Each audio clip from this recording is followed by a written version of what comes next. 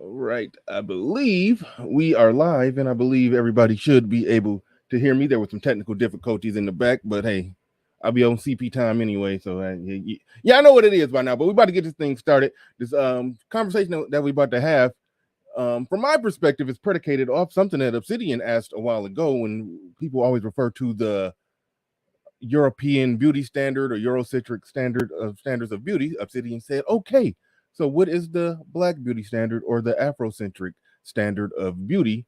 And nobody could ever give them a good answer. Well, I got somebody coming on the show today who actually did the research to come up with an actual quality answer that we can use. And we're about to talk about that and about to get into it. I'd like to thank everybody once again. So let's get ready to go. Let's get it.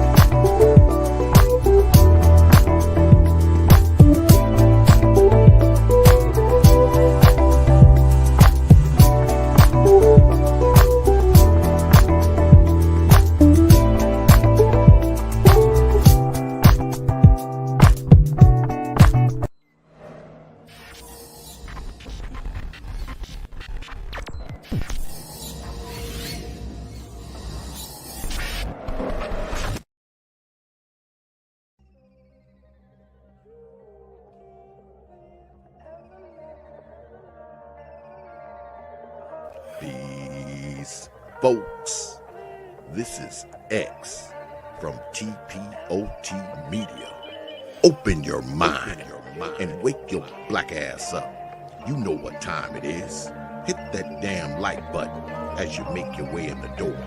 Grab a seat, settle in, get ready. It's the Grown Man Hour with your host, my man, Bernard Riley.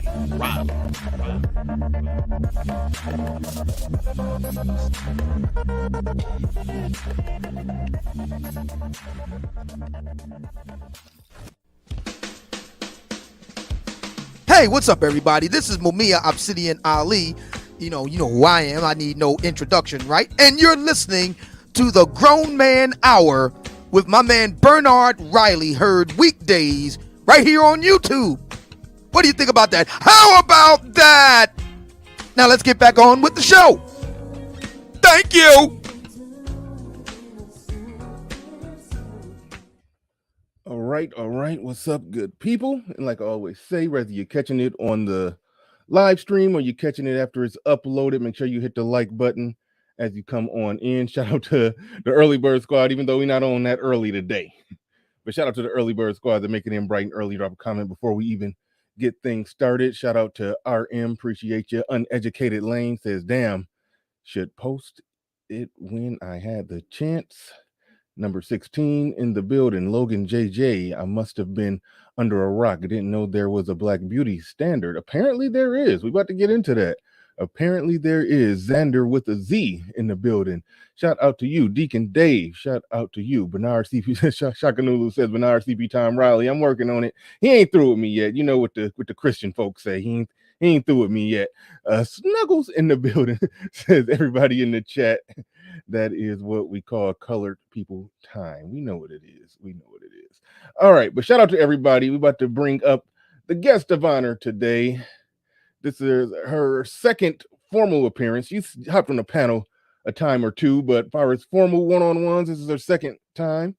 I'd like to welcome back Ches Charday in the building, and you. We already had some technical issues. There you go. Don't do that to me.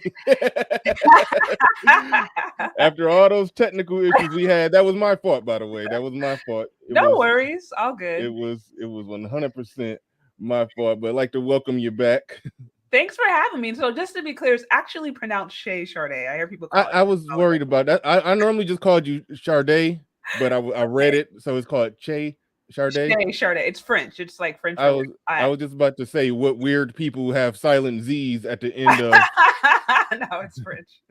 Okay, So, all right, cool, cool. What do you prefer to go by? Just Charday. That's what I've been calling you. either way, Sade, Shay Sade, either way works. Shay Charday, Charday. Yeah. Okay, either one. Okay, cool, cool, cool. All right, before we get into it, yeah, make sure y'all hit the like button. Make sure you hit the like button. W. Alfonso in the building with a $2 super chat. He says for the black. I think y'all gonna be funny today, man. Y'all gonna have too much fun with this one, man. But behave yourself, though. Behave yourself. Behave yourself. But he says for the Black Beauty Fund, he dropped a $2 super chat. Appreciate These it. last $2, I'm not gonna lose. He said the Black Beauty Standard needs some funding. Under construction. Got yellow caution tape around it. All right, the Mac the Trucker in the building says, does the Black Beauty Standard include submission, sandwich, and silence? Well, actually, we're going to get in there. I got a list of questions, and that. that one is towards the end because you'll be shocked. You'll be shocked, the Mac the Trucker, but it's actually it's not worded like that, but to some degree, yeah, that's in there. That was one interesting thing that we're going to get into towards the end, because when you did a lot of research on what is actually the Black Beauty Standard, you went all the way back to Africa and everything with it, and I tease people for that, but we go in there today. We're gonna go back to Africa with some of this today, but it was interesting that the qualities of maintaining a relationship and your attitude and how you conducted yourself was viewed as part of the beauty standard, as opposed to the European beauty standard. It was more so just how you looked, and so we definitely going to get into that. But before we go further, Deacon Dave in the building. I think you are officially my first member.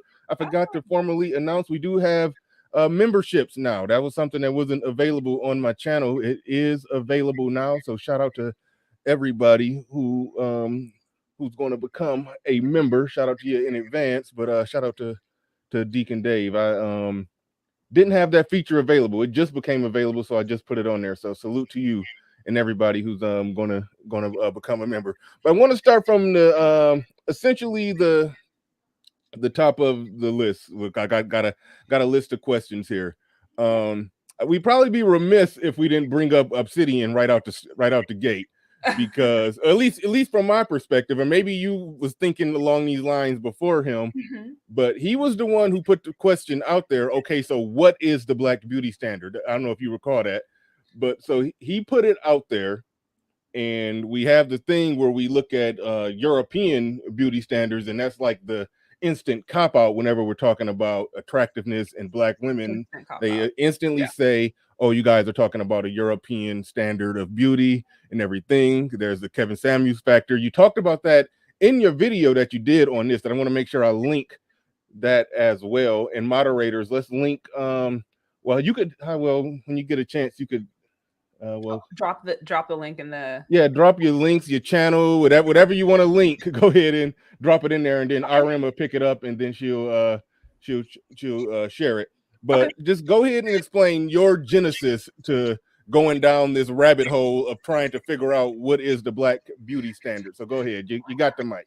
Well, again, thank you for having me on to talk about this.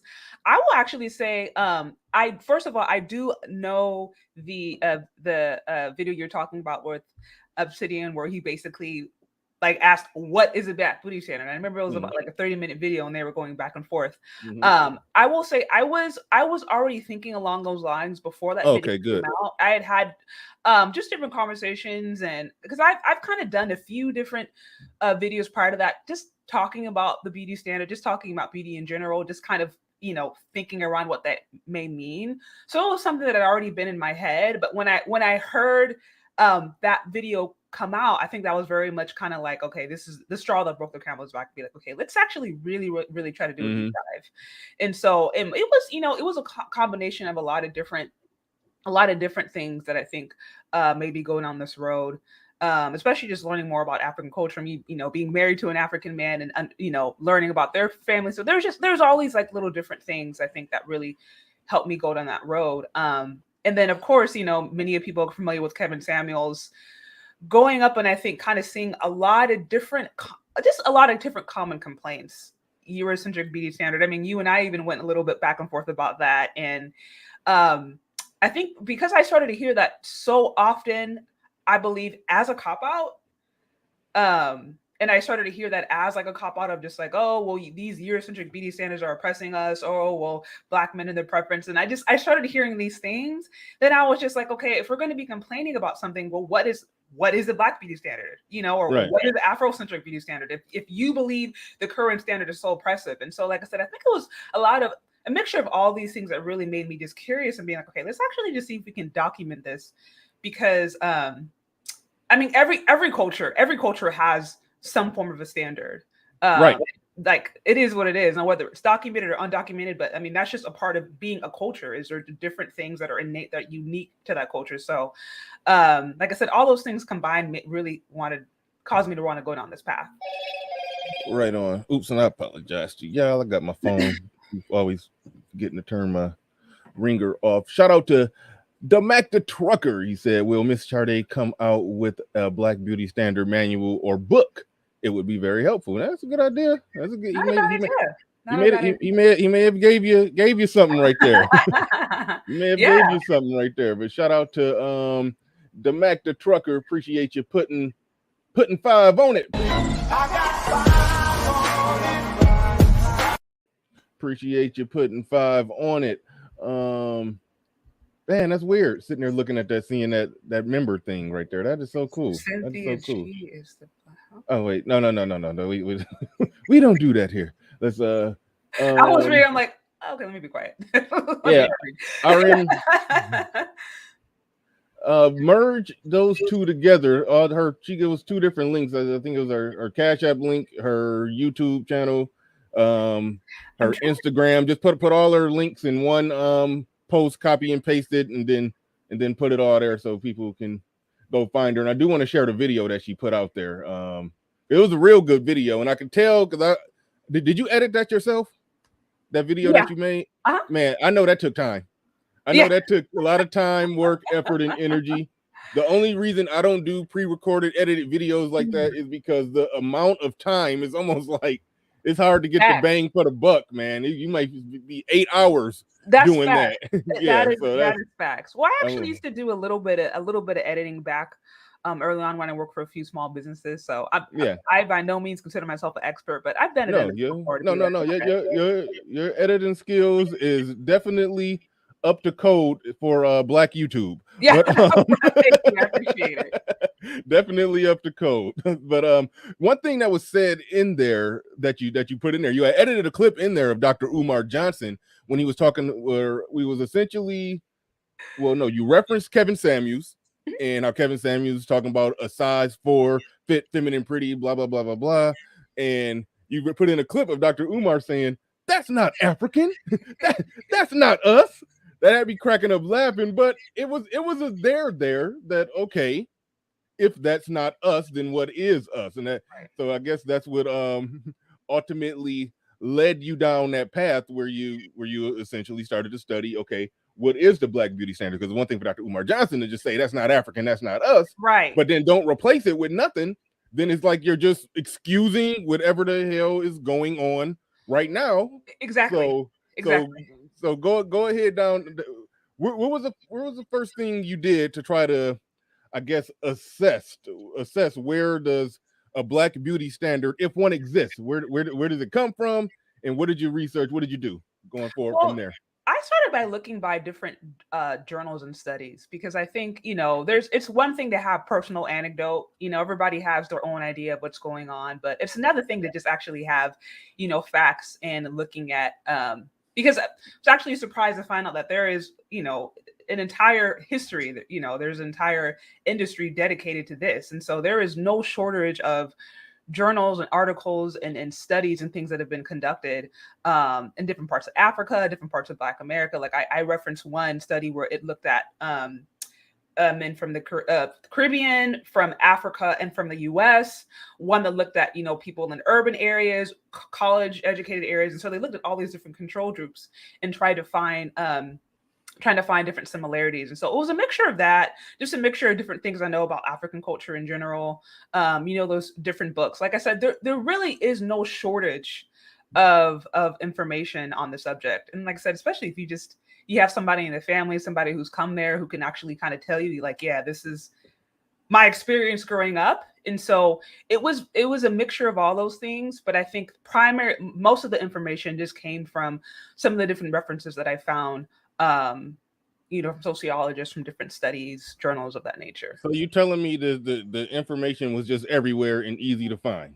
I wouldn't say everywhere. Like I would have thought you had to journey through Middle Earth and to the fires of Mordor to destroy the ring with Frodo, and I thought you had to do all of that, to go through the Temple of Doom with Indiana Jones to dig up these artifacts. But no, it was research. It was stuff. I wouldn't say it's like okay, you just go on Instagram and you hashtag Black Beauty and it's like, oh, it's right there. But I'm saying it is accessible. You do have to do a little bit of digging. Shout out to my research team, aka my husband. I was just about to say, your husband. Yeah, he's also a great researcher, and so he was a huge help in helping me find some of these resources, because he himself is very much a scholar.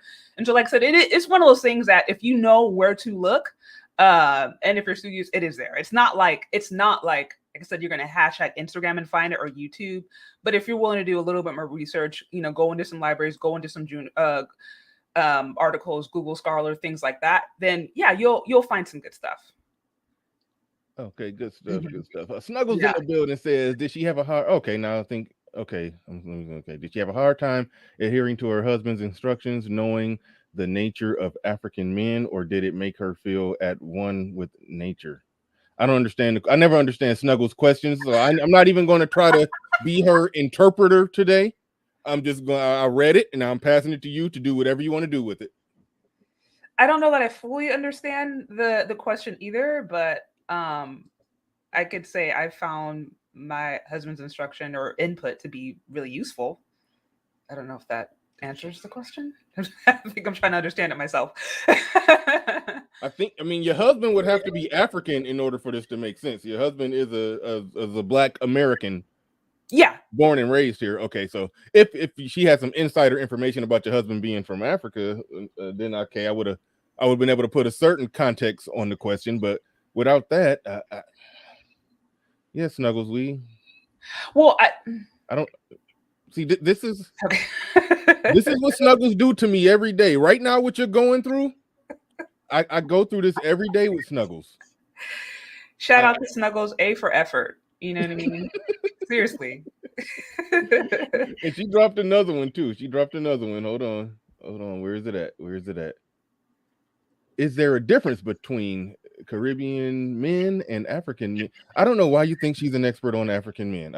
Okay. Oh, well, maybe because, like I said, my husband comes from like African family. If that. Oh, okay. I mentioned that. Yeah. Oh, okay. Okay, fair enough. They're saying, is there a difference between Caribbean men and African men when it comes to the way of how they treat? So I can't say I have done a sociological study on this as far as a difference in how they treat. Now there were some different studies that showed a slight difference in preference as far as how African men or the Caribbean men or African American men saw women, but I didn't see anything saying like, oh, there's a huge difference in how they're treated. Like I said, my experience in just African culture in general, and I have a lot of different African friends, things like that, is that there is a very strong sense of this is women, this is men. And I think, honestly, the reason I appreciate that is because some of the strongest Black families, if you will, I've noticed have been African. And instead of it being like a competition, which is what we see a lot, I think in American context, it's more of like complementary. It's more of like, this is what women do. This is what they do well. This is what men do. This is what they do well. And they work together. Like I remember I went to a party not too long ago. It was a woman that she was turning 40 and her husband stood up and was just praising her. And he said something to the extent of just like, women should be women, men should be men. And it was like so simple, but I'm just like, this actually makes so much sense. And so the different families that I've been around, even the few times that I've been to Africa and I've seen people interact, I've never really noticed a sense of competition. I've noticed where it's more just like, yeah, that's what they do. This is kind of how they operate. That's their wheelhouse. This is what men do. And it's not really an issue. It's not really combative. So in that sense, I can't necessarily say I've seen maltreatment because it seems to be a lot more balance in that sense versus always trying to redefine what roles. Because I think when we're trying to redefine so much gender roles, I think that in and of itself can require a lot of energy. And sometimes that takes away energy from actually just trying to get along. Mm-hmm. So, yeah, I hope that makes sense. No, good answer. Silent Lamont in the building with the $5 super chat. Appreciate you putting 5 on it.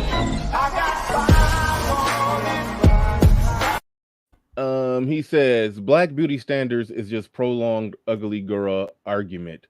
Now, even though you said it, he said it in a way that definitely cuts, feels like a gut punch, but it's some truth in that because a lot of times instead of trying to just establish, okay, what is a black beauty standard? Like I said before, it's just a deflection from saying, oh, well, that's a European standard. You can't, 100%. You can't judge me by that. You can't judge. So, it's truth in what he's saying, even though he said it in the form of a gut punch, but it is some truth in what he's saying. It's just women who feel unattractive or who are unattractive, either or, are just basically saying, well, no, you're just saying that because I don't have blonde hair. I mean, Kevin Samuels just recently had a conversation like that where some woman was saying that,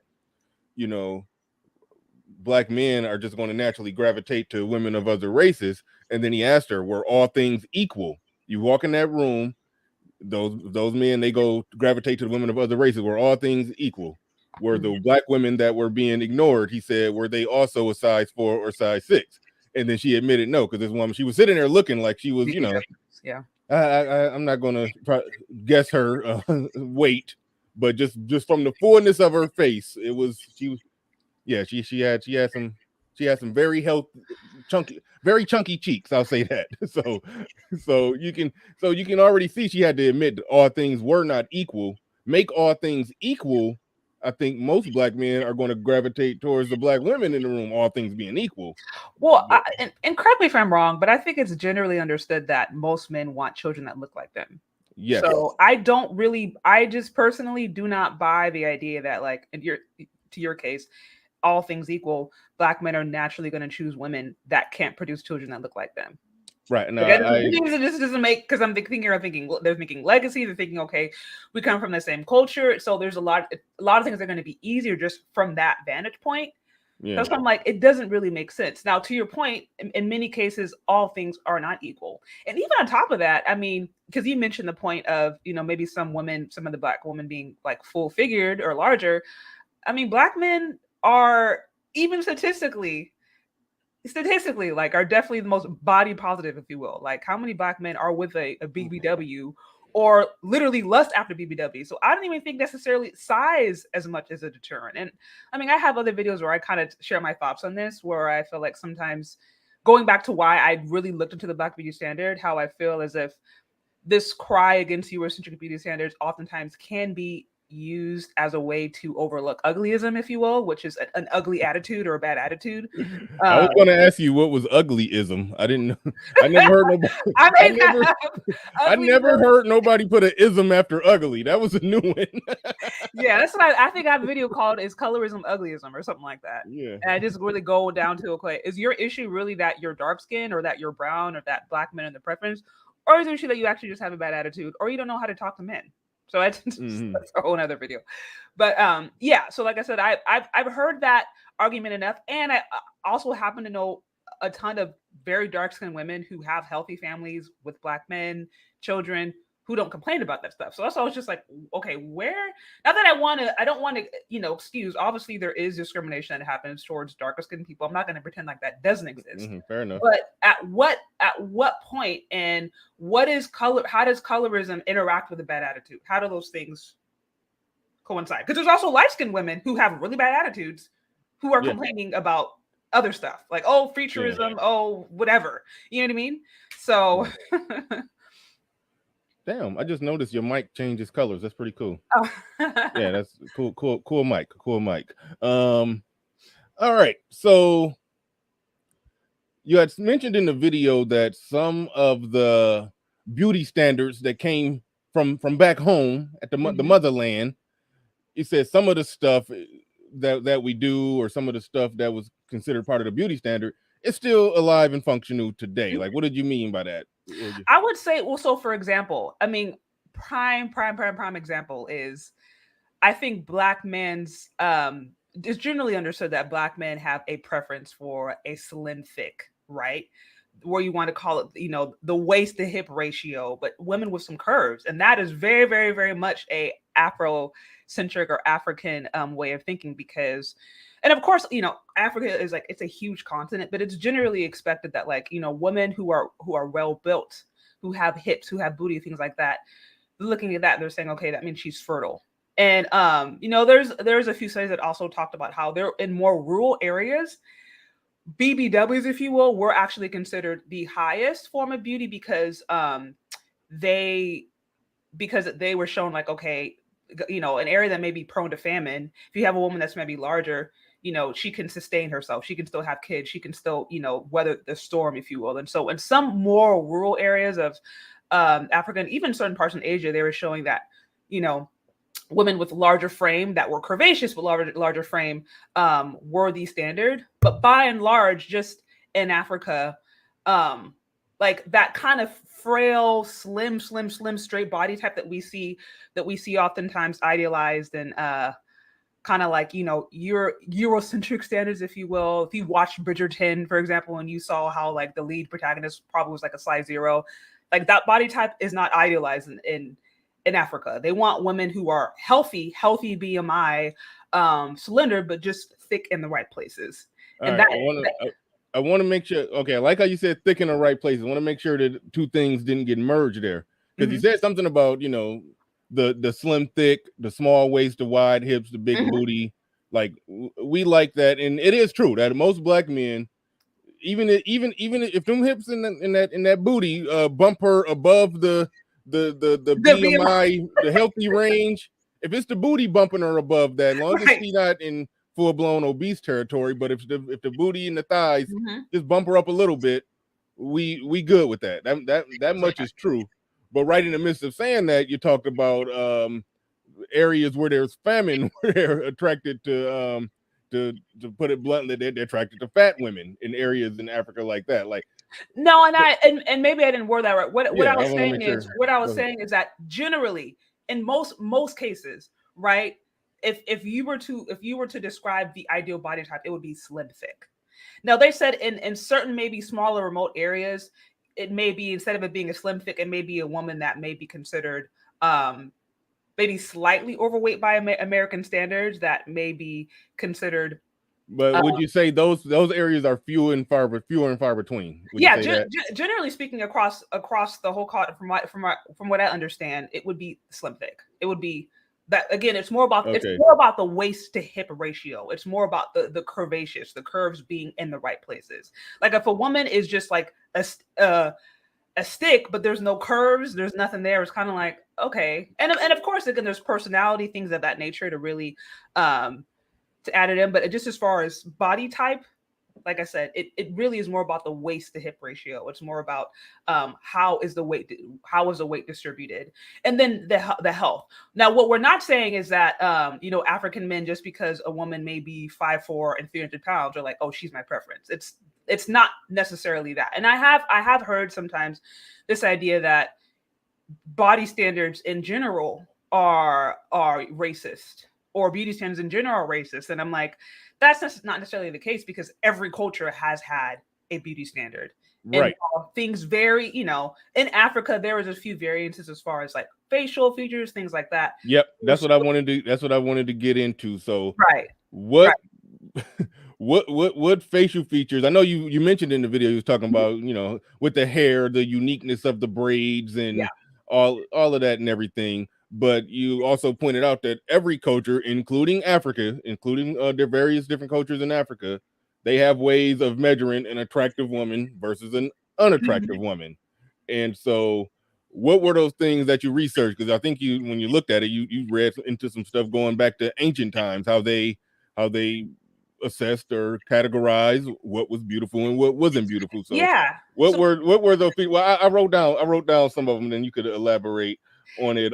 You said facial symmetry. That's one that a lot of people got on Kevin Samuels about when he was talking about some facial symmetry or something along like that. Elaborate braids, delicate features. I don't know what the hell that is. Almond eyes, small ears. What the hell? Okay, let me not cuss because I want this to stay monetized.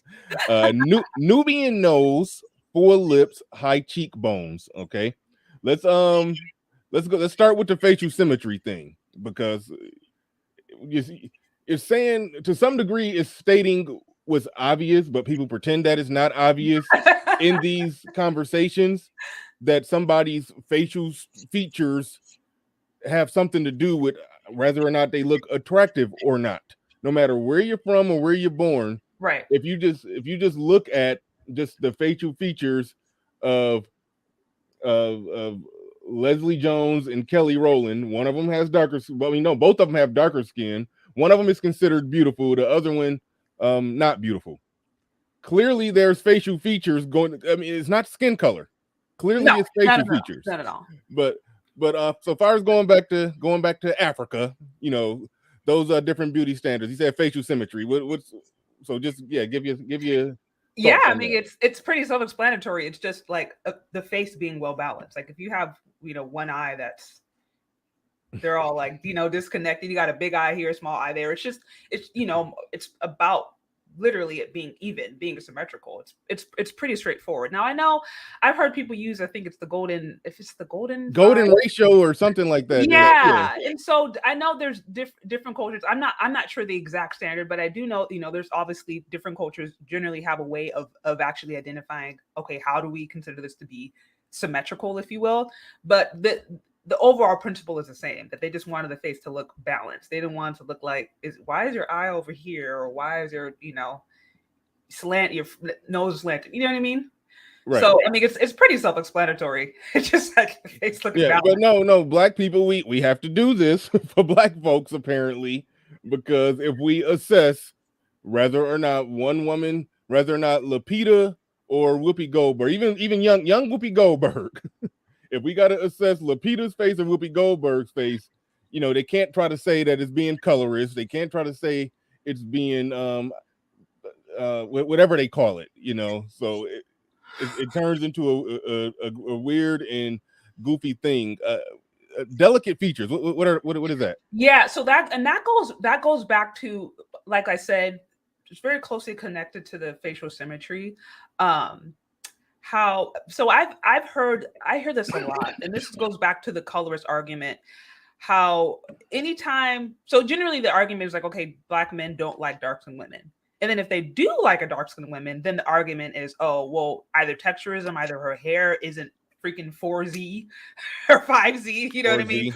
Or her features are too delicate. Like I've heard one term, black girl dipped in white girl dipped in chocolate, which I'm like, that is the most ignorant thing to assume, because continent is like 3 times the size of the US. So just to assume that every single person walking around in Africa has one particular feature, I think it's ignorant at best. And so, yeah, delicate features really goes back to things. No, what that means, if I understand what you're saying, just to make it clear, make it plain for black folks. Yeah. If you go to Nigeria and you look at, just take an average of just how their noses look in Nigeria, then you go to South Africa and do the same thing, you're going to see a different ratio of different types of noses.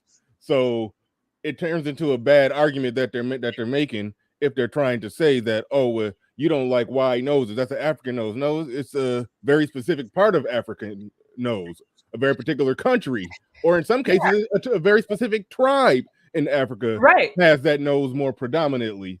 So you can't say, so if somebody say, hey, I don't like a woman with a Patrick Ewing nose. I don't know if you know who Patrick Ewing is, but never mind. Look it up. He has a giant nose. Look like tail nostrils, look like tailpipes. I mean, it's but anyway, he if a woman has a nose like that and you just don't find it attractive, it's not saying, oh, I don't find African features attractive. No, because everybody in Africa does not have that nose. Yeah. that feature. Yeah. And sometimes like what it is you may have a certain shape of a nose, but it's smaller, or again, it's proportioned right. Like let's say you have a nose that goes from cheek to cheek, right, versus a nose that maybe is in between your eyes. So going back to delicate features, it was again women who, it maybe was a feature that within that particular culture was considered beautiful, but it found it to be proportioned to other parts of the body. Like it wasn't overwhelming to the point to where it's just like all I see is nose when I see you, or all I see is what I mean, lips when I see you. So it sounds like you're saying they didn't care that much about the nose, about the nose. Long as the nose just wasn't just overwhelmingly big, even back in the day in Africa, they didn't care that much. But basically, a big nose is going to look bad on any woman, regardless. Like the people that they call the small hats, because you trigger the algorithm if you say their name, the God's chosen people, allegedly chosen people according to the Black Israelites. But anyway, but those folks, some of them got that big hook gonzo nose or whatever. That is right. So basically, just a big nose on a woman has always been viewed as less attractive, because delicate, smaller features on a woman are viewed as more attractive, regardless of your skin tone. Yeah, and like I said, delicate doesn't necessarily mean it has to be straight and angular. And that's why I made the mention of like a Nubian nose, because obviously a Nubian nose, or one that's maybe flatter, that kind of has that prognation around here, is going to be a lot different than a nose that you see on a woman from Sweden, which is really, really pointy. Sometimes it doesn't really have. So it's not necessarily a delicate or smaller nose doesn't necessarily mean that it's like a European nose. It just means that it is considered to be more well balanced or smaller in proportion to other aspects of the face. And I've seen this. I mean, that's why I use a picture of Ducky Thought. A lot of these different dark skin, colorist complainers aren't even as dark as Ducky Thought. She's from Sudan. She's incredibly dark, but her features, would be considered delicate, which is why she's a runway model. You know what I mean? So I wanted to use her as an example, because I'm like, she may be a person where somebody would look like and be like, oh, that's a white girl dipped in chocolate. And it's just like, no, she's completely African. She just has these features that work well in her. You know what I mean? So hold on real quick, because I'm pulling up a share screen here. Just want to see, because I didn't know who this was, even though now that I typed it in, I do recognize the face here. So this is her right there. Hopefully y'all can can see that's considered a Nubian nose right there, or no?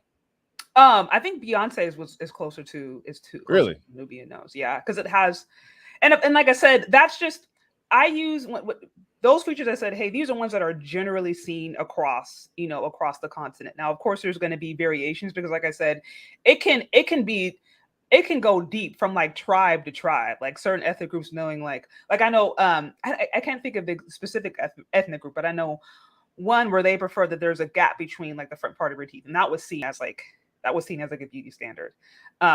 And so it can get really, really, really specific. But as far as like a Nubian nose, it's generally where there's a little bit of that prognation, like towards, if I hope I'm making sense, like it's a little bit prognation like towards the bottom. That's why we chose Beyonce. Oh, but either way, I think we can all understand that she does not have a white person's nose. She does not have white person's features. I think we can generally understand.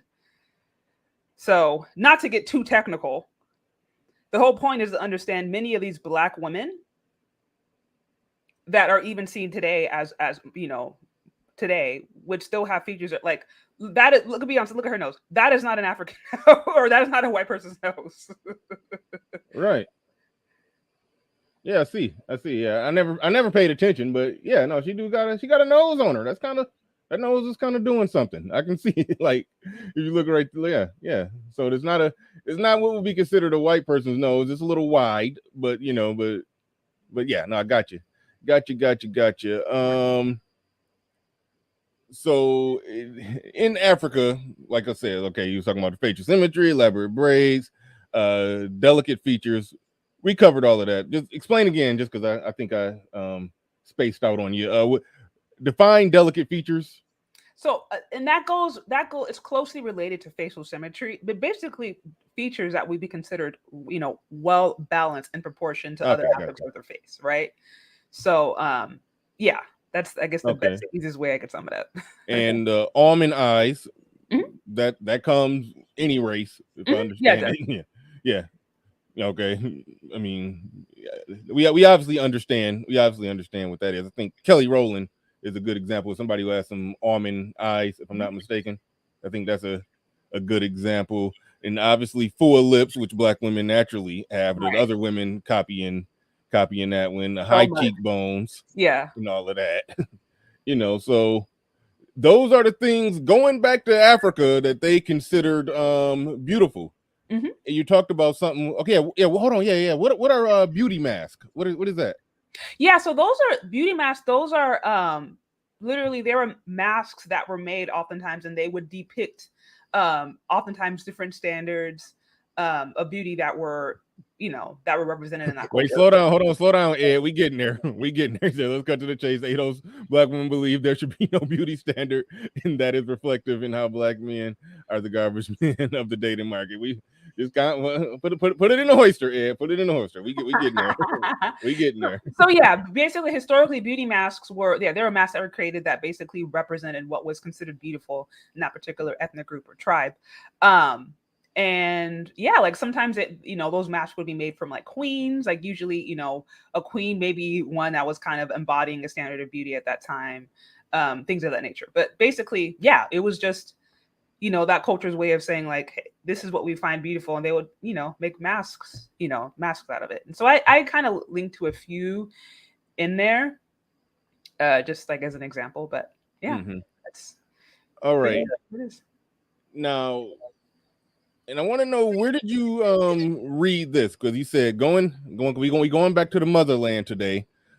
Back then, it was a factor in the equation when it came to beauty, and some women would use this today as a cop out. They would try to say, some woman who's unattractive and doesn't have, the the physical features that that men like, so to speak. Oh, but she's such a good person on the inside. But you did find out in your research that in Mhm. Africa that you had to have that or you couldn't be considered beautiful, as far as Yeah. a good attitude or ability to maintain a relationship and all of that stuff. So speak on that. And where did you read that in many places going back to Africa, that was the case, that they didn't consider you beautiful if you were some wayward woman? Marimba Ani talks a lot about this. Say that name again. Marimba Ani. Marimba Ani. Yeah, she talks a lot about this. And as I mentioned, and there's certain languages where literally beautiful and good are synonymous. They actually mean like the same thing. And if you just actually talk to African centered women or women who are, from Africa, or really closely connected to the continent, they will tell you it's like there's no way you can act a fool, you can be disrespectful to your family, to your community, to your man, to your children, whatever. There's no way you can do that and be considered respectable, because there's very much a strong sense of community, a strong sense of maintaining balance that is intimately connected with the idea of being a full-rounded beautiful person. So like I said, there's research on it. Marimba talks a lot about it. There's different, like I said, the language itself speaks to that understanding of beauty.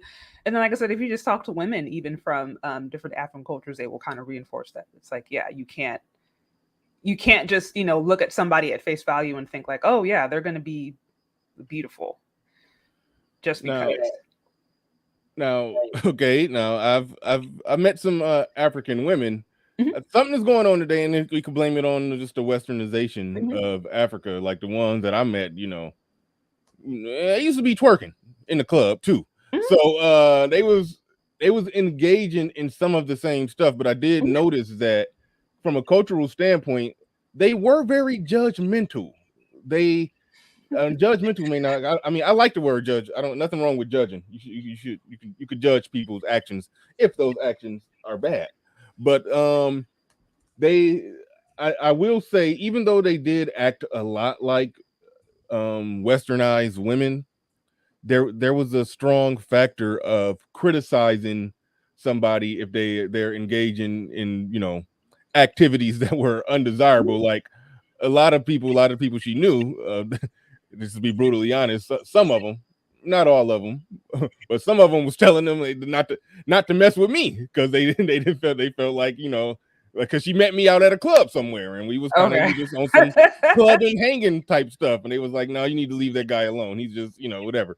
So, but I understood where they was coming from, because hey, I was just some random dude that they didn't know, and me and her met when we was out clubbing, and we had that type of hooking up type of relationship or whatever. So they did judge her for that. So I will give them that. But um so when you say that, if you talk to somebody who's I guess in tune with their culture, And I'm, maybe I'm not maybe and maybe I could speak more specifically, like if I, for example, I talk to my mother-in-law or a grandmother, an elder, um, okay. someone who's actually maybe considered a gatekeeper of culture, someone who is, they're very much still kind of maintaining more traditional values. They can speak to that. To your earlier point, I mean, um young people have always, for better for worse, in any culture, sometimes been straying away from what their parents Yeah. have told them. So just because you see somebody, twerking in a club, I mean, even you sometimes even see this sometimes with, different Asian or Chinese women who they may go and they may act like thoughts, they may, portray a certain way, but then they go back home or they go back around their family and their dad or their uncles, and they know at the end of the day, I need to get it together. I need to marry this kind of man. I need to do X, Y, and Z. And so they may have those wild phase where they're just doing what other people do. Because I do believe, like, women in particular, especially young women, are a lot more influenced by the media and a lot more influenced by popular behavior than we may want to admit. So just because you see that doesn't necessarily mean that a standard doesn't exist, even if a person isn't abiding by that standard. So when I say if you talk to a person, maybe I'm speaking more to, like I said, to an older woman, to an elder, to somebody who is, raised kids, who's actually pretty much lived out that standard in their life, and they're saying, okay, now this is what it is. So I hope Right. it makes sense. Oh yeah, right on. Excuse me. We'll say we talked about skin tone. We talked about that. Mhm. Um, damn, what was the? It was another question. It was something you said about that. That the focus that historically, when Africans, when they've measured beauty, it wasn't based on skin tone. It was just whether or not the skin was clear, rather, Mhm. or b- basically, essentially the obvious things that we would know. But Oh, if people are trying to come, we should know. But people are trying to say what are Eurocentric basically beauty common sense. standards. Looking at what, if we try to break down what is Afrocentric beauty standards or black beauty standards, there is a standard. There is a standard, Yes, healthy, clear skin. The skin tone Mhm. didn't matter as much. Certain features are considered more feminine or more delicate. And so basically what it's coming down to, and this alludes to what Ed was getting to, is the elaborate attempt by a lot of black women nowadays to try to make there be no standard. nothing nothing that we can identify as beautiful. They want to try to equalize it, socialize it, basically to the point to where everybody is equal, everybody gets a trophy. That goes more with the colorism and the whole the what do they call it, the body Featureism, shaming. No, texturism. body, yeah, no, Oh, I was going with the body shaming and the okay. the whole the whole overweight thing and everything like that, because you talked about the how, yes, looking a certain way, but then also acting a certain way, behaving and conducting yourself a certain way was considered not beautiful. And so you asked the question, so who would be considered in the beauty standard nowadays? Would if we went with an African beauty standard, who would make the cut and who wouldn't make the cut? And you start mentioning women, that you start dropping some names of various women, like, looking at like Meg Thee Stallion, Cardi B, all of the, whoever they, so go ahead and speak on that. Well, as I mentioned before, in my research, I was actually surprised that, in my humble opinion, I was surprised to find that the Black or Afrocentric beauty standard is higher or harder than the Eurocentric beauty standard. Because Explain why. Explain I would say, why. at least in the Eurocentric beauty standard, it's, if you look the part, by and large, you get the cut. Like, and even Kevin Samuels, he talks about that. How he's saying, talks about the different things, being fit, feminine, friendly, looking a certain way, maybe being in a healthy size. Like, he just talks about, if you look this way, present this part, at least you're going to get in the door. And then of course he'll talk about, once you get in the door, then you should do these different things to try to maintain it. But I'm like, by the Black beauty standard, if you're not coming out the gate with some of those qualities, if you're not known already to have these good qualities and these good character, if you're not known to have character, you know what I mean? And going back to character, what is character?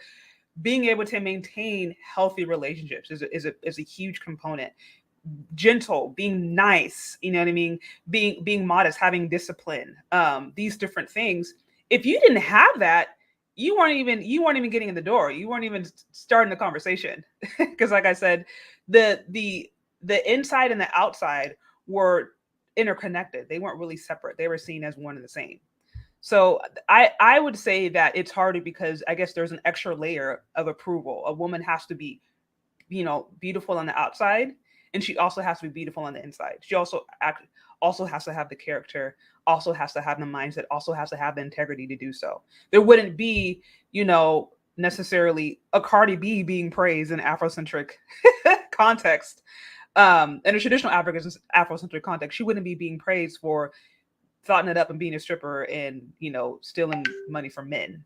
That wouldn't have been considered a beautiful thing. I hope that's making sense. Okay, now I gotta ask you a question. Did you just type that while you were talking? Type that? No, this is a comment by you that came oh yeah, 30 seconds ago, and you were talking 30 seconds ago. So you could type that and talk at the same time. Oh, skills. You seriously did? I'm like, what is wrong with you people? I cannot do that. I cannot talk about one thing and then some other part of my brain is typing. I don't know how y'all do that. That's crazy. But anyway, shout out to Theo Wuff. Just became a member, the level 4 member. I think that's $50 a month, man. I appreciate it.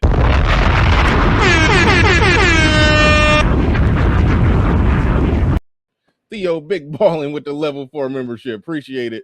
Silent Lamont in the building. He says Black woman lunch consists of hot fries and Dr. Pepper. I haven't had Dr. Pepper in years. Let me just say that. Yeah. So.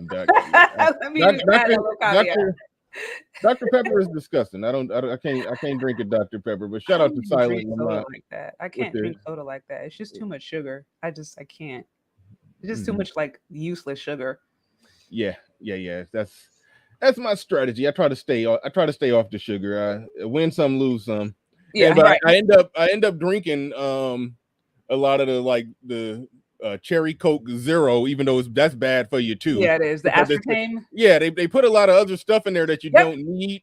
But if you can get the sugar out of your diet, you might lose weight. But then you're giving yourself all kind of other problems by putting all that aspartame and artificial stuff in you that make it sweet artificially. Yeah, if you putting that in your body, that ain't good for you either. I want to ask you about something. This came up the last time you were on the show. We'll circle back to the main topic, but you said something, and okay, let me make it clear. I believe you, but a lot of the audience didn't believe you when you said that you were that rare. Well, you didn't call yourself a rare unicorn or nothing like that, but you said that when you got married, because you got married a year ago, right? A couple of months. A year. Yeah, a couple of months ago. Oh, a couple months. Oh wait, no, you were engaged, but you. Okay. Yeah. It's a lot. I was supposed to be married in September, and then the whole pandemic, everything pushed things out. So yeah, okay, and this conversation, what I'm about to ask you is kind of predicated. And I feel bad because I didn't let you know in advance. I was gonna ask you this. It shouldn't be too tough of a impromptu discussion. because it's predicated off a conversation that Kevin Samuels had when a virgin called into his show, and she was, I guess seeking help, trying to find a man, and he always say, "Well, where's your father at in this?" Because he's saying basically, if you're 30 years old and you're a virgin, and like you said, you were a 32-year-old virgin when you got married, correct? And so he's basically saying at that point in the game, yeah, you're a virgin. Dating for you is not going to be some normal thing out there. The dating experience as a 30-year-old virgin is a completely different experience for some woman who's been having sex all through her 20s. And that's why he basically essentially telling these women they need to get with elder men in their family and do almost something along the lines of a pseudo arranged marriage, almost. Did your marriage happen somewhat like that? Oh, you're saying that my marriage happened as far as your marriage happen somewhat like that, or did you and your husband, y'all just met organically or whatever, or was it sort of arranged or what? I would say it was somewhat of a community effort for sure, because I could tell. I don't know how I could tell, but I just thought that to myself. That because explain that community effort. I want to hear about that. I would say both of our best friends knew each other, or knew. Like I knew, because like our best friends, they got married, and then I guess we're just like in friendship, and they meet each other. That's none of your business, Em and Perry. Get out of there. So basically, it was like our closest friends. They kind of met, and then they ended up getting together, and then like just in the process of that, they're like, oh, we have these two single friends that we think may actually vibe pretty well. And so that's really how it happened. And I think just my personal opinion, and I always think it's better to work within the network if you can, versus just trying to being out there just freeing for yourself, because at least if you have like friends, different people in the community that can vouch for somebody, hold somebody accountable, and I think it's just a little bit safer. So yeah, I will say, I don't necessarily say it was an arranged, but it was somewhat of a setup. People who knew us were saying, we actually think you guys would vibe. And so that's how it happened. And he lived a normal adult. I'm thinking he's over 30 plus, right? Well, he's young enough. I don't want to. All right. Fair enough. I'm assuming he lived a normal adult male dating and mating life prior to meeting you. Yeah, he was no virgin either. He was a normal, adult male. However you interpret. No. What I'm just saying, I'm just trying to see, was it like two virgins got put together, or I'm assuming he wasn't a virgin. Just assuming he was a normal adult male. However you want to. Got you. Okay, no, that's interesting. I mean, I'm trading carefully on the questions because I know my audience is be on some bull, but that is an interesting conversation there. Two people getting married in modern times, woman a virgin, and yeah, that's that is a rare thing. I do commend it. I will say without going into too much detail, I tend to find to say birds of a feather. Say that again. They say the old saying birds of a feather, and so I do find that people tend to hang out who are like-minded. Like I know many women who, when they got married, were virgins. I know women to this day who are older and they are still virgins. Now, whether that's a good or bad thing is another question. But I kind of find when you hang out in certain circles, then you will find like behavior. You may find just similarities, if that makes sense. Yeah, so, like my woman, her two younger sisters are, I think they're like 30 and 31 or something like that, and they're virgins. Yeah. And they still live with their mom and everything. And especially in a case like that makes a lot more sense. So I think just because I think so many people assume that your average woman is just thotting it up, hoeing on the street. Like that's just, I think most people assume that. And then I feel like those women who do that tend to be so vocal about it. It's almost as if there's a misconception that every single person is living that way, and it's just not true. Now, I Yeah. do understand that it's promoted, that it's certainly promoted to live that way, but there are still women who are just like, I'm actually just not interested. Like, Not interested so in sex. just What not you- just not interested in that whole lifestyle period. Yeah. Okay. Mhm. Theo in the building. He says, "I was a virgin when I married. Hell, I mean, I married my first. I wasn't a virgin when I got married, but I did marry my first. So I can relate to that. But I can't relate to this second part. What he's saying. I was a virgin when I married at 28 years old. Nah, that I couldn't. It wouldn't. I can relate to that. I would have. I would have had to do some tricking if it was that long. But anyway, I wasn't going that long. But but no, I got married at 19, and so yeah. So I got married really young. I mean, I didn't lose my virginity at 19. I'm just saying the first woman Yeah, you were young. I had. I mean, lost it at 17. We were married at 19. I'll put it like that. But he says I was a virgin when I married at 28 years old. Best decision I made in relationships. No STD, no baby mama, no alimony, respect. But yeah, all right. I mean, you told me your story, Theo. I mean, you made some mistakes now, don't you? You told us all your personal life right there. But y'all make sure y'all hit the like button. Moderators, I think RM been on the job. Make sure you're dropping the links to Sade's channels, her YouTube, her Gram, her everything. Make sure you drop it all in there. Let's see. We got. I don't even know where we at on the likes. I can't even see it. I don't even got the YouTube pulled up. Hopefully y'all are hitting the like button and holding it down for me on the likes. But shout out to Theo. Appreciate the $25 super chat. But yeah, no, that's an interesting story is in and of itself. I take it was strong Christian upbringing that kept you that way, kept you a virgin unto marriage, or no? definitely my I can real quick, I can be honest and say my former Christian upbringing is why I was in a rush to get married at 19. No, I didn't, but I know those stories too, where people Yeah. rush to get married and now they're divorced. red pill. Yeah, that too. Yeah, You know what I mean? yeah. So I'm very familiar. I've attended some of those weddings.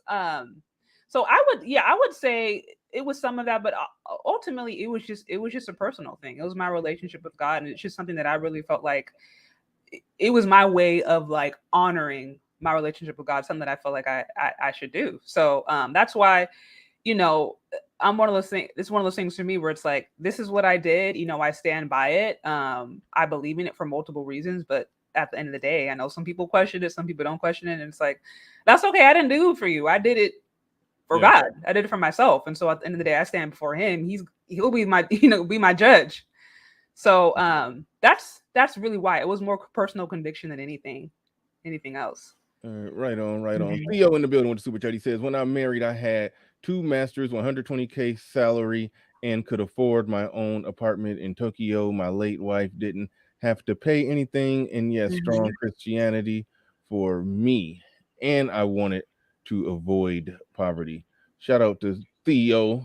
Theo has shared a lot of his personal stuff. Yeah, I respect. And like I said, I definitely, I mean, I've been in church pretty much most of my life, or just in different, Christian circles, if you will. So like I said, that definitely played a role. But I also know people who have been in church and are leading the thought culture. So that doesn't necessarily always lead to it. Like I said, at the end of the day, you can be around all kind of ideas or beliefs of religion, but if it's not a personal thing for you, if you don't have a personal connection to God or conviction or whatever, then you're gonna do what you want to do. So that's why, like I said, for me, it was more personal than just being like, oh, I just was trying to follow this particular verse that I saw, Right. Yeah, Theo, that's I ain't about to bring up all your war wounds, man. Bring up all your war wounds, but yeah, no, that was Theo's story is crazy. Theo's story is crazy. All right. I think we covered all the bases on the black beauty standard thing. Did I miss anything? I listened to your video and I wrote down a lot of questions while I was listening. Is there anything that I missed? Even though I think we probably covered all the bases on what the black beauty standard would be if we did try to adhere to it, but understanding that the whole European beauty standard thing is kind of like a deflection A or straw deflection. man argument. Yeah. But even if we tried to adhere to the black beauty standard, I mean, a I would lot say of a lot of them still not measuring up. So. that's what I'm saying. And I mean, like I said, that's one of the main takeaways I got away from it was for any woman who feels as if the Eurocentric beauty standard, black woman who feels as if the Eurocentric beauty standard is oppressive, and I'm like, well, you sure don't want the Afrocentric or the black beauty standard because those standards are higher. And I've even heard this too. Like I've seen this on Kevin Samuel's show where different women will call in and they'll be like, oh, I'm an African spiritualist or traditionalist, but they may be in their 30s and their 40s and they're single. And I'm just like, if you talk to an African grandmother, are you kidding me? They will look at you and they'll be like, why are you not married? Like, why are you not married? You know what I mean? Like, you're in your 40s, huh? Like, they'd be like, this is not. They may start fasting and praying and have a little prayer circle and trying to get you hooked up. Like, they will be like, what is going on? So, like, there's no way you can be like, oh, I'm on some African-centered spirituality vibe, but then you're like, oh, but I don't want to be in a relationship with men. Because especially those grandmothers, the pressure is so real. The pressure is it's a lot realer. I've talked to my husband about this where he's like, yeah, I'm not even gonna lie, like for women it is a little bit more pressure to get married by a certain age. Guys, like if you're taking a little longer, it's kind of like, okay, maybe he's building up, he's trying to get more money, whatever. But women by a certain age, you're African women and you got African mothers or grandmothers or aunties, they're just like, what is going on? Like I know somebody, I have a neighbor. Like so that's what I'm saying. Like there's just no, at the end of the day, I think there's not really an excuse.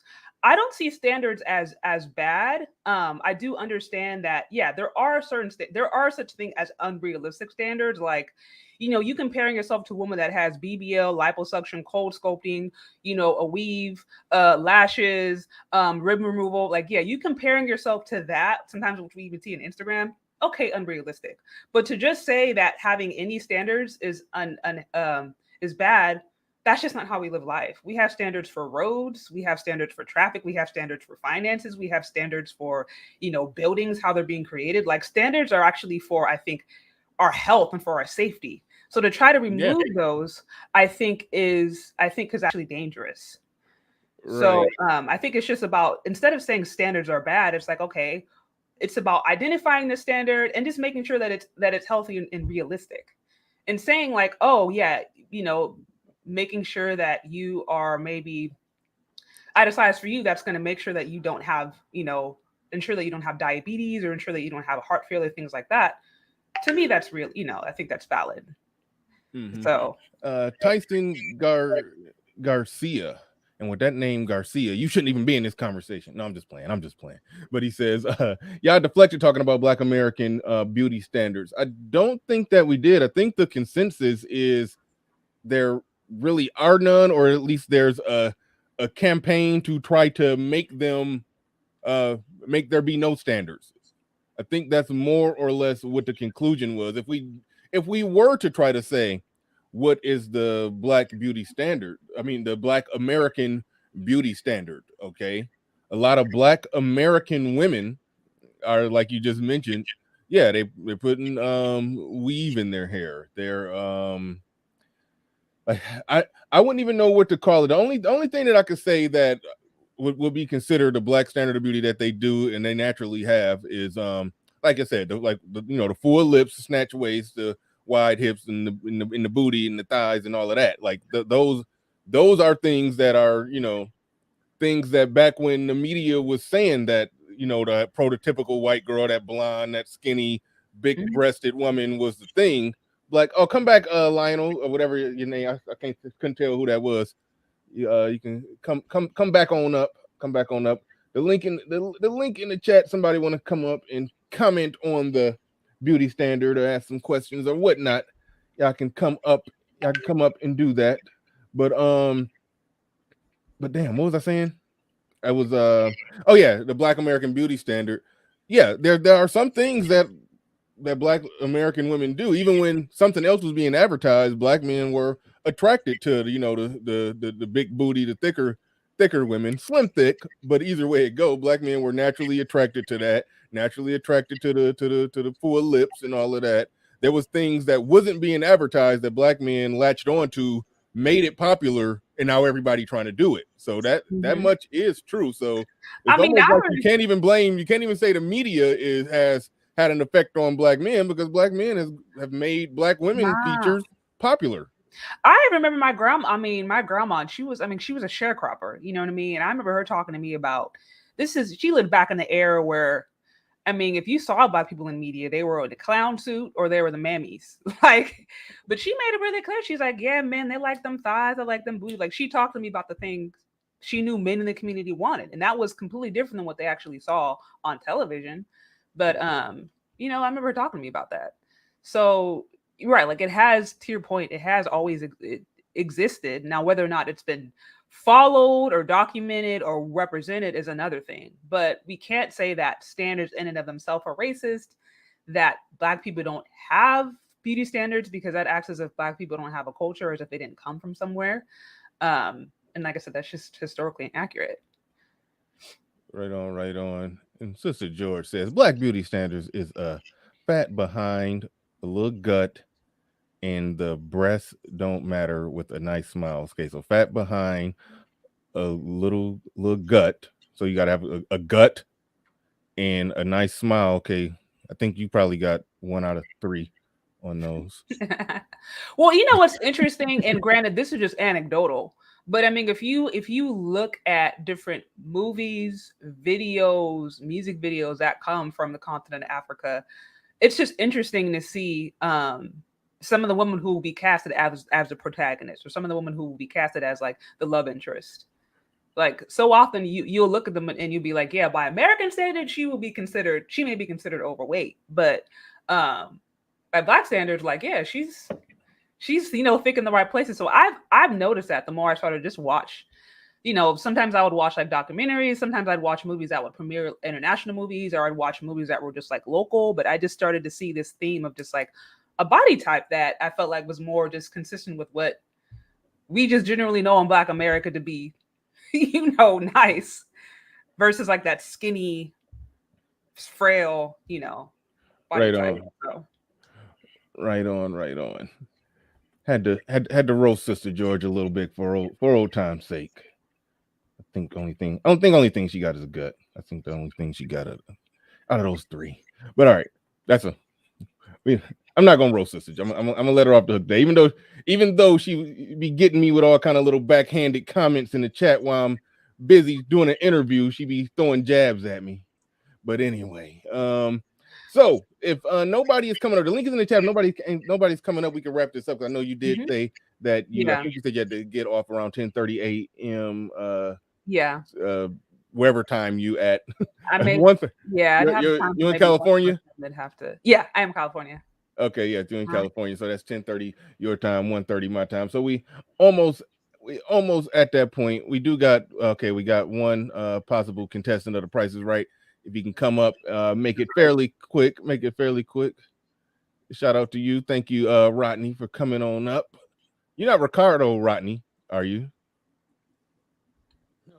Okay, no, it's a gentleman by the name of Ricardo Rodney. That's who's a regular in my chat. I never saw him before. I didn't know if that was you. But either way it go, you got the floor. You got the mic. Okay. So I'm going to go ahead and speak for the chat on this one. They got to lose weight. They Oh yeah, got yeah. to Oh, we lose, got that. We know that right? that's a And that's the yeah. second part is someone mentioned in the chat, I think it was mentioned about social media. Social media is so powerful. mhm. Um, should women be led by men? And I don't think it has anything to do with it, because social media is powerful, and it's powerful when you don't have community, when you don't have your local church, when you don't have responsibility to anybody else that then you run off into the world. And what is your community? Your community is the Cardi B's, the this, the that. Right. They're the That's things that's that right. have your eyes, and that is what has their eyes. So that becomes their community. So I think I don't know, as the antidote, black men need to have their own community and say, this is what we want. If you don't meet that standard, that's fine. You know, it's the die alone club. You got to meet it, and then black men will be interested. And black men have to set that standard, I believe. Yeah, well, And actually, black men online are essentially doing that. Because when oh, you say absolutely. black men have to set a community standard with it, well, the black community isn't just a place on the map. It's basically just groups of people sprinkled all over. So how do you get those people in one place and put the ideas out there that people can, perceive and digest, and it basically spread like wildfire? How do you do that online? So that's why again, with people that criticize Kevin Samuels, that is a good thing that he's doing what he's doing, where he's talking about it in the way that he's talking about it. This online community is growing like crazy. I mean, he's the only one talking about it, but I'm just saying he has a million sub platform that's getting millions of views a week. So the ideas, everything that you're talking about that needs to happen, that starts with black men, yeah, it's happening now. It's happening right now online. Shout out to Handsome Incel.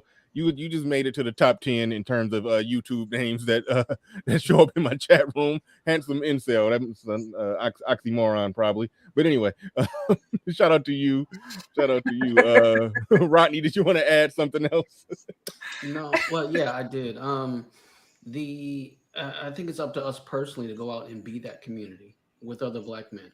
You know, you hold that standard in your own social circle. You know, yeah. At the barbershop, at your family get together. I mean, you're gonna have to be the bad guy sometimes, and that's just how it is.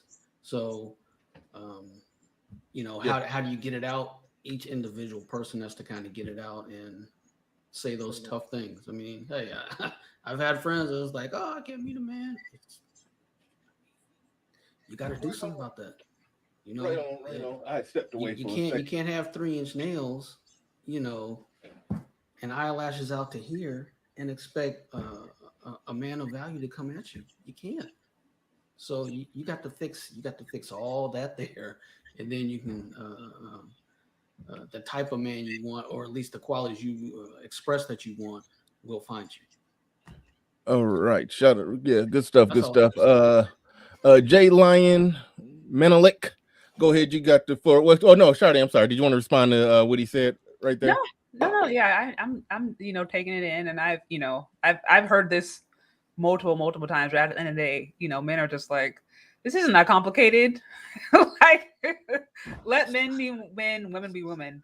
Going back to what I said earlier, like, so, and I went to that birthday party of it was like a black couple, and they were African, and he was like praising his wife, and in this speech about his wife, he was just like, yeah, men should be men and women should be women, and I'm just like, that's really simple, and I think that would make a lot of things easier if we just were like, this is what we do naturally, and that's okay, and just embrace it, So. All right, Jay Lion, you got the floor. You got the mic. Oh, can you hear me? Yeah. Yeah, I would make a comment. I would say that, like, I think it's good that she went to Africa as a beauty standard and stuff. But I think that as far as America, people forget that America is like a unique place when it comes to these standards and stuff like that. And I think that basically it's like America's like a twilight zone. It's a circus when it comes to a lot of madness that you be seeing.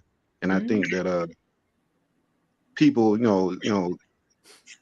thinking that a woman that's like 5'6", and 200 and something pounds, and they say, oh, she look good and thick, she's a stick. That's just dysfunction, man.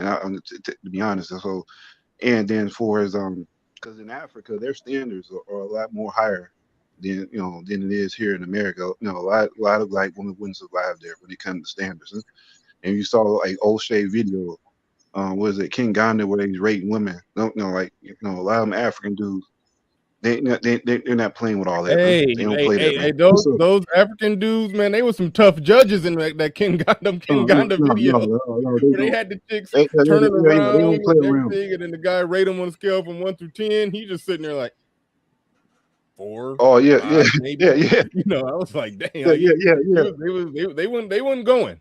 I was Yeah, yeah, yeah, yeah, shocked yeah. The by that culture there. because I know Yeah, the culture American there black is like, men, especially with a woman right there in front of you that you think you may have a shot at, you're not gonna rate her low. That's how most of them operate. But yeah, I was shocked and impressed at how the level of being a tough judge that those African men was in them King Ganda videos. I mean, I don't know if I cut you off, but yeah, I did have to comment on that.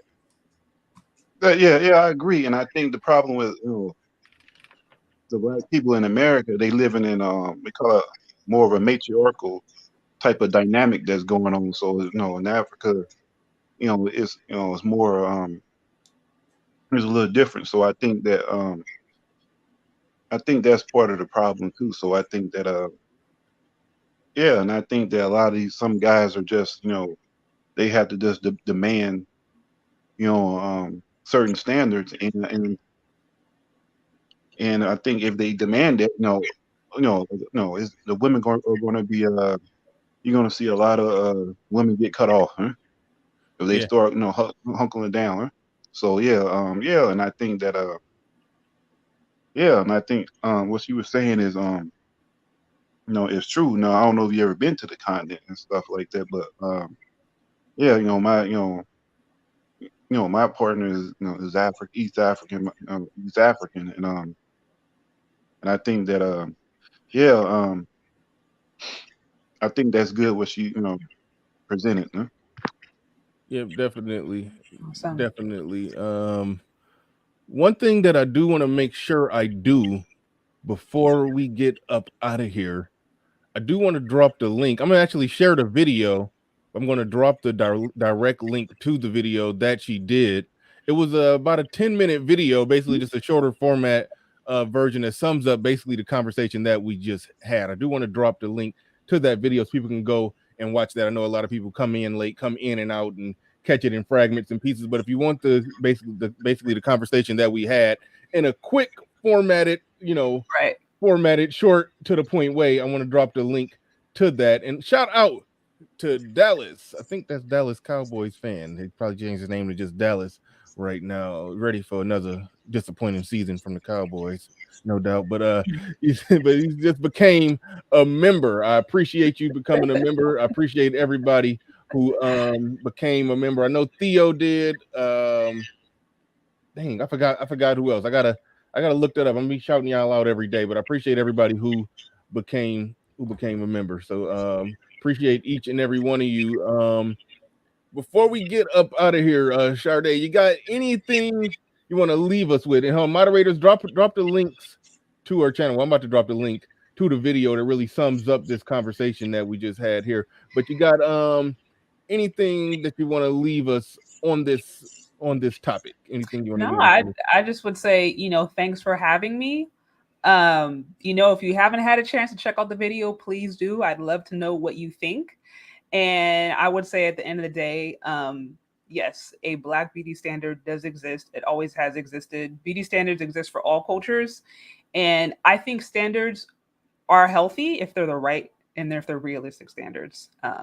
So yeah, check out the video. Let me know what you think. Leave your comments. I want to hear from you guys. So, and thank you again for having me on. I really appreciate it. Oh yeah, no doubt, no doubt. Good conversation, and yeah, you're actually doing good work over there. You're actually doing good work over there. So yeah, I do appreciate and acknowledge the work that you're doing, and to everybody who came through. Again, thank you to all the people that became members. Thank you to everybody who liked the video, shared, subscribed, or just watched in indifference. Appreciate each and every one of you. And with that said, we are out of here. And there's the links to her channels right there. Make sure y'all go do that. Check out the video. There's a link to that right there that I'm just posting right now. And with that said, we are out of here. Peace. All right.